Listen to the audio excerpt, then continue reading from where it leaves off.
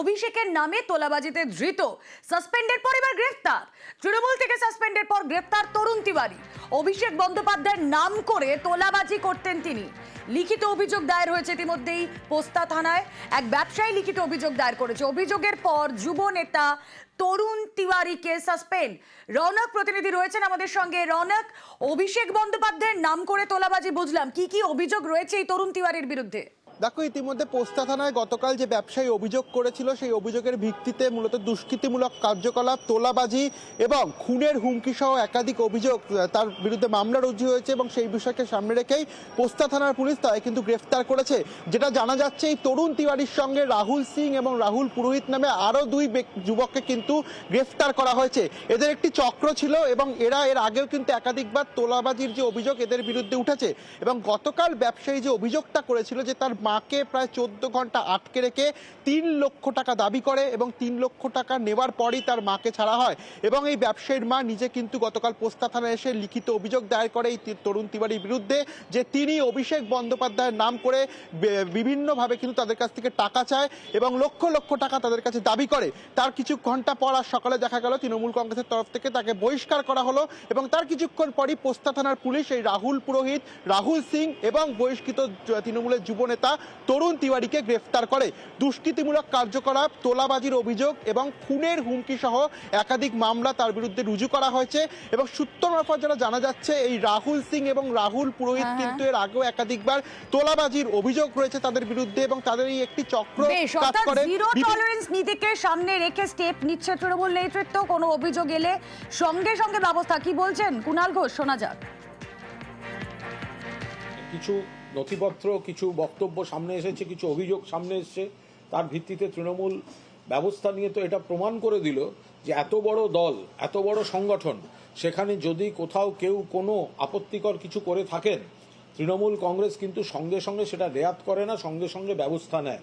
এত বড় দল, তার শাখা সংগঠন, তার গণসংগঠন, তো কেউ সেখানে একটা খারাপ কাজ করেছেন বলে অভিযোগ এসছে, দল সঙ্গে সঙ্গে ব্যবস্থা নিয়েছে। তৃণমূল যুব কংগ্রেস সঙ্গে সঙ্গে ব্যবস্থা নিয়েছে।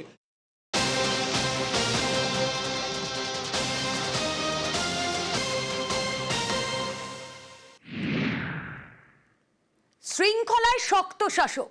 শৃঙ্খলা যদি কেউ লঙ্ঘন করেন তবে তার বিরুদ্ধে কড়া ব্যবস্থা নেওয়া হবে। তৃণমূল থেকে বহিষ্কৃত সেই কারণেই একাধিক নেতা, তৃণমূল থেকে বহিষ্কৃত 2 শিক্ষক নেতা দল বিরোধী কাজের জন্য বহিষ্কার করা হয় তৃণমূলের পক্ষ থেকে। তৃণমূল থেকে বহিষ্কৃত মণিশঙ্কর মণ্ডল, প্রীতম হালদার, তৃণমূল অধ্যাপক সংগঠনের নেতা মণিশঙ্কর মণ্ডল এবং তৃণমূলের মাধ্যমিক শিক্ষক সংগঠনের নেতা প্রীতম হালদার। কি কি অভিযোগ ছিল তাদের বিরুদ্ধে? দল বিরোধী কাজের জন্যই তাদেরকে এক্সপেল করা হয়েছে। আমরা জানবো আরো বিস্তারিত। আবির ঘোষাল রয়েছেন সঙ্গে। আবির, দেখো, তৃণমূলের নেতৃত্ব যেটা বলছেন যে এদের বিরুদ্ধে দলীয় শৃঙ্খলা ভঙ্গের অভিযোগ রয়েছে এবং তাদের বক্তব্য যে এই বিষয় নিয়ে আগে থেকেই তাদেরকে তৃণমূল কংগ্রেসের নেতাদের তরফ থেকে আগাম বার্তাও পাঠানো হয়েছিল। তৃণমূলের বক্তব্য যে তৃণমূলের নির্দিষ্ট কিছু নীতি প্রণয়ন করা হচ্ছে এবং বেশ কিছু ক্ষেত্রে যে সিদ্ধান্তের কথা সেটা দলের শীর্ষ নেতৃত্ব বিভিন্ন রকমভাবে বুঝিয়ে দেওয়ার চেষ্টাও করেছে। তো এরপরেও যারা দলের শৃঙ্খলা মানছেন না বা নিজেদের মতো করে কোনো আচরণ করবেন, সেই আচরণ করতে গিয়ে তৃণমূল কংগ্রেসকে জড়িয়ে করবেন, তাদের বিরুদ্ধে ব্যবস্থা গ্রহণ করা হবে। এক্ষেত্রে দাঁড়িয়েও যে 2 নেতা সহ বেশ কয়েকজনকে শিক্ষক সংগঠনের দায়িত্ব থেকে সরানো হয়েছে, যেমন মণিশঙ্কর এবং প্রীতম হালদার, তাদের দুজনকে বহিষ্কার করা হয়েছে। এরও কারণ ব্যাখ্যা করতে গিয়ে তৃণমূল কংগ্রেসের বক্তব্য, এরাও দলের নির্দেশ উপেক্ষা করেছেন। দল কোন পথে পরিচালিত হচ্ছে এবং বেশ কিছু ক্ষেত্রে সিদ্ধান্ত নেওয়ার ক্ষেত্রে কি কি দিক দেখা হচ্ছে সে সংক্রান্ত সুনির্দিষ্ট নীতি রয়েছে এবং এদেরকেও এই বিষয় নিয়ে বিভিন্ন সময় তাদের সোশ্যাল মিডিয়া পোস্ট হোক, বিভিন্ন সময় তাদের বক্তব্য হোক, বিভিন্ন আচরণ হোক, সেই বিষয় নিয়েও একাধিকবার তাদেরকে বলা হয়েছিল, যদিও তারা তৃণমূলের শীর্ষ নেতৃত্বে সেই কথাতে কর্ণপাত করেননি এবং শেষমেশ তাদেরকে এই পদ থেকে সরিয়ে দেওয়া হয়েছে, একেবারে বহিষ্কার। এবং এর মধ্যে দিয়ে কার্যত তৃণমূল বুঝিয়ে দেওয়ার চেষ্টা করছে যে জাতীয় কর্মসমিতির বৈঠকের মধ্যে দিয়ে যে শৃঙ্খলা রক্ষা কমিটি তৈরি করা হয়েছিল, সেই শৃঙ্খলা রক্ষা কমিটি সমস্ত কিছুর উপর নজর রাখবে। শৃঙ্খলা রক্ষা কমিটির যে সিদ্ধান্ত, সেই সিদ্ধান্তকে মেনে নিতে হবে এবং দলের যারা নির্দেশ উপেক্ষা করে কাজ করবেন তাদের বিরুদ্ধে কড়া সিদ্ধান্ত নিতে তারা পিছপা হবে না, সেটাই আজকে বুঝিয়ে দেওয়া হয়েছে এদেরকে বহিষ্কার করার মধ্যে দিয়ে। বেশ, কি বলছেন এই বিষয়ে কুণাল ঘোষ এবং আত্মপক্ষ সমর্থন করে কি বলছেন মণিশঙ্কর মণ্ডল শিক্ষক নেতা? শোনা যায়।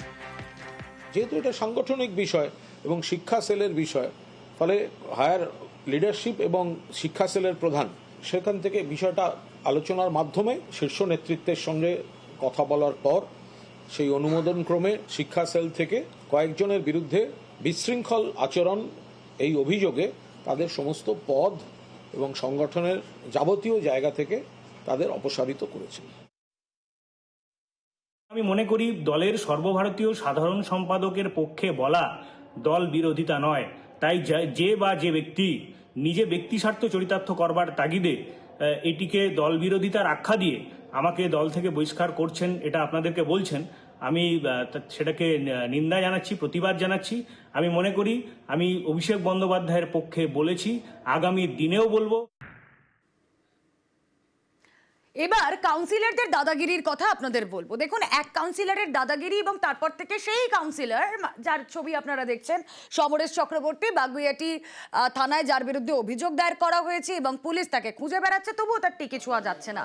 সমরেশ চক্রবর্তী প্রমোটার পেটানোর ঘটনায় অভিযুক্ত, কিন্তু তার কোনো খোঁজ পাওয়া যাচ্ছে না। 6 দিন ধরে গায়েব কাউন্সিলর। সমরেশ চক্রবর্তীর খোঁজে হন্যে পুলিশ।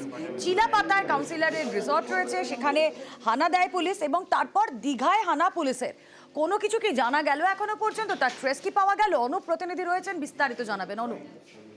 তবে আজকে নিয়ে 6 দিন অতিক্রান্ত হয়েছে, এখনো পর্যন্ত যে কাউন্সিলর 9 নম্বর ওয়ার্ডের সমরেশ সভায় তার কিন্তু এখনো কোনো রকম খোঁজ পাওয়া না পুলিশের পক্ষ থেকে।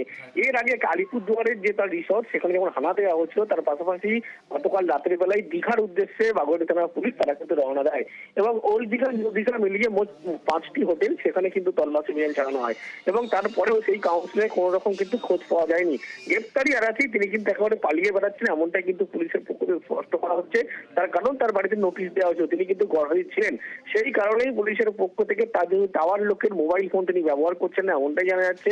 এবং টাওয়ার লোকের মনে করা হয়েছিল কয়েকজনকে জিজ্ঞাসাবাদ করে দীঘা গিয়ে তিনি কাটা যেতে পারেন, কিন্তু দীঘায় যে সমস্ত হোটেলে তিনি যেতে পারেন বলে মনে করছেন, সেই হোটেলে যখন যায় সেখানেও কিন্তু পুলিশ গ্রেপ্তার করতে পারে না বা ধরতে পারে না। শেষমেশ এখনো কয়েকটি জায়গায় পুলিশের পক্ষে নতুন করে কিন্তু তার খোঁজ পাওয়ার চেষ্টা করছে, যদিও 6 দিন অতিক্রান্ত হতে চলেছে, এখনো পর্যন্ত সেই যে কাউন্সিলর তার কোনো রকম ট্রেস পাওয়া গেল না কাউন্সিলরের। আর এদিকে বাগুইআটি থানায় এদিন যান প্রমোটার। নির্মাণ স্থলে গিয়ে কাজ করতে বলল পুলিশ, তাকে আশ্বস্ত করা হয়েছে কোনো সমস্যা হলে পুলিশ থাকবে সঙ্গে। বড়বাবু আমাদের আইসি সাহেব, উনি আমাকে আশ্বস্ত করেছেন খুব তাড়াতাড়ি ওনাকে অ্যারেস্ট করবেন। কয়েক জায়গায় রেটও করেছে, শুনেও খুব ভালো লাগলো। আমি ওনারই এখন মানে ভরসায় আছি যে উনি সঠিক পদক্ষেপ নেবেন আর খুব তাড়াতাড়ি ওনাকে অ্যারেস্ট করবেন। এবার আমি আজকে আসলাম যে আমার কাজটাকে তো ফেলে রাখা যাবে না, কাজটা চালু করতে হবে, তাই বড়বাবুর কাছে আসলাম যাতে আমাকে সুরক্ষাটা প্রোভাইড করে। বড়বাবু আমাকে আশ্বস্ত করেছেন আমাকে সুরক্ষা দেবেন, উনি বলেছেন। কিছুটা আমি এখন মানে একটু হালকা হয়েছি, কিন্তু বাকি আমি আতঙ্কের মধ্যে আছি যত সময় না ও অ্যারেস্ট হবে। কাজ করবেন, কোনো অসুবিধা নেই, ওনার সব রকম সাহায্য করবো আমরা, কাজ করুক উনি, ওনার কাজ করতে কোনো অসুবিধা হবে না।